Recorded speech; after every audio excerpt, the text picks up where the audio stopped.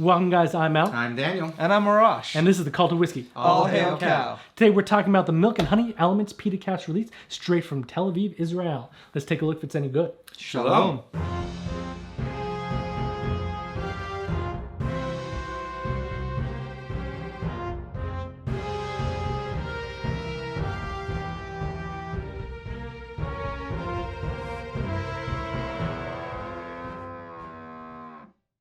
Welcome back. Wardrobe. Welcome back. So today's whiskey is 46% ABV. It is non-chill filtered. There's no E150 added to it, so it's natural coloring. It is 41% ex-Isla cask, 40% ex-bourbon cask, and 15% ex-STR cask, and 4% virgin oak cask, which means they're brand new barrels. Okay. Should be pretty interesting. It's an Israeli whiskey and it's peated. So we did love the sherry cask. Let's give it a try. Yeah, let's take a look. Looking forward to it. History time. The Milk and Honey Distillery was established in 2014 under the late master distiller Dr. Jim Swan. And in May 2017, the first Israeli single malt whiskey was born. Since then, they've spawned a robust catalog of expressions. From their Elements and Apex lines, they have white wine casks, rum casks, even pomegranate and cognac finish, just to name a few. For more on the Milk and Honey Distillery, check out our review of their sherry cask, linked above and below. All right, let's take a look on those. Honey? Well, it's from the Milk and Honey Distillery, so better. Better have some honey. Otherwise, that's false advertising. Smells good. I don't smell the peat as much. It's very slight. I smell it, but I love peat, so it's a little bit more familiar on the nose for me, I guess. Fair enough. Yeah, you get like a creme brulee, and like you definitely get that peat note in there. The smoke. Definitely smoke. Again, when we had the sherry cask, you could almost tell that I think there was some salt note because they're right by the Dead Sea. So I'm guessing we're gonna get some of that salt impact from the Dead Sea as well. Yeah. Definitely briny. You get like a hint of grape. Almost like an almond smell as well. It's very pleasant. Yeah. Let's take a look at nose. I mean the palate. That's really good. You would say that. I would. I would say that. What is the alcohol content on this? 46% ABV. It's pretty smooth for It Yeah, is. yeah. I think they balance it out. Even though they probably put it at 46 ABV so they don't have to chill filter it, I still think it's a very good alcohol content. I taste a slight bit of tobacco and a hint of dryness on the aftertaste. Yeah, it's a long finish. On the palate, you're getting like citrus and vanilla.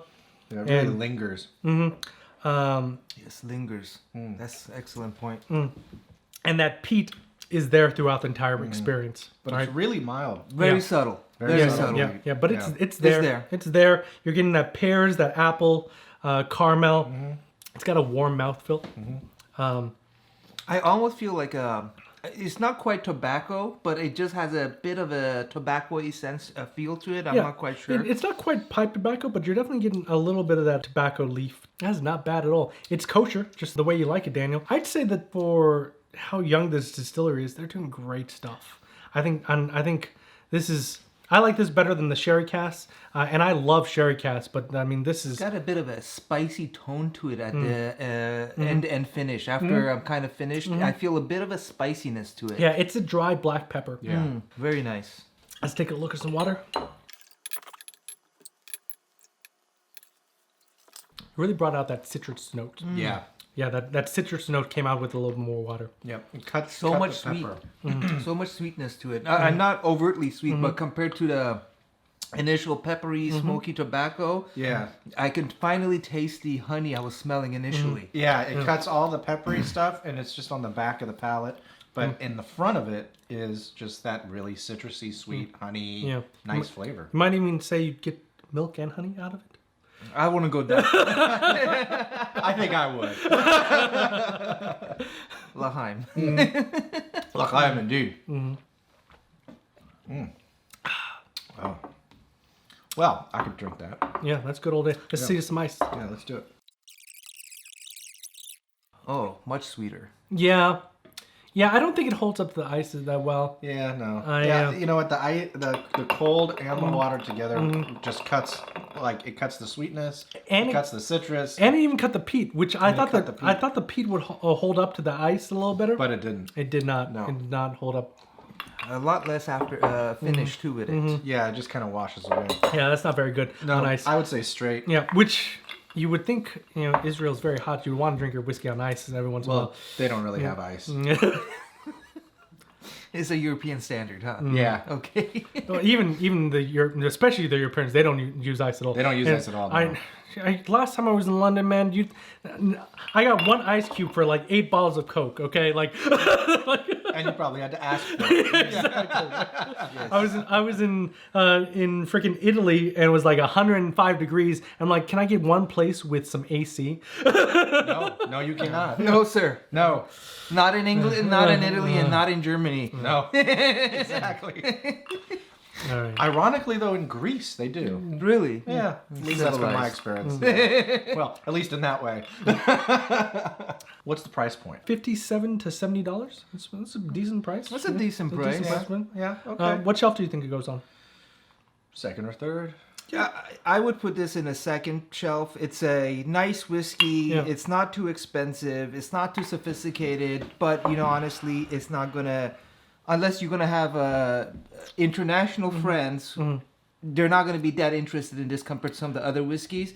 So it really wouldn't be a top shelf for me. Or if it's Passover and you Yeah. need a kosher whiskey. I would say that the story, the background, the fact that it's odd enough, like how many Israeli whiskeys are out there, that will bump it up to a third shelf for me. If I pull out a bottle of whiskey and it takes me 8 minutes to talk about it before we even pour it, that could be worth it for me. That makes it a third shelf. Yeah, right yeah, yeah. there. I think the whiskey itself, definitely second shelf. It's not uncomplicated. It definitely has layers on it. There's definitely things going for it.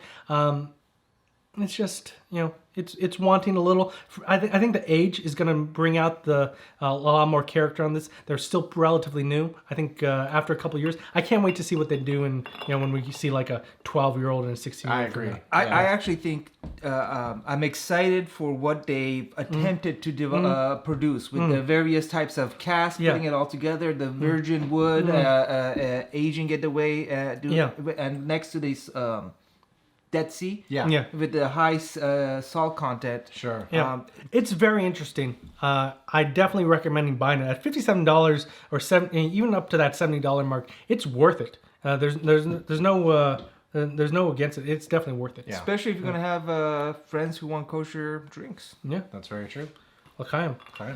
Well, you're a resident Jew, Dan. What's our toast today? If you can't say something nice, say it in Yiddish. All hail cow. If you're sexy and you know it, join the cult today, like and subscribe.